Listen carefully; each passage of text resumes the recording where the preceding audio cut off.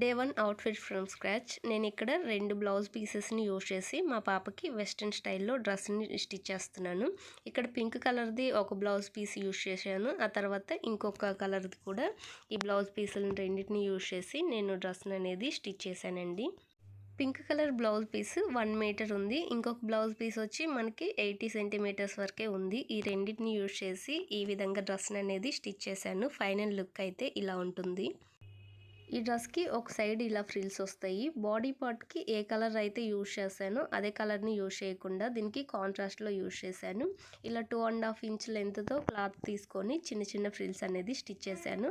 మనకి ఇది frills length అనేది 2½ అయినా తీసుకోవచ్చు, లేదంటే 4 ఇంచెస్ క్లాత్‌నైనా తీసుకొని ఫ్రిల్స్ అనేది స్టిచ్ చేసుకున్నామంటే లుక్ చాలా బాగుంటుంది.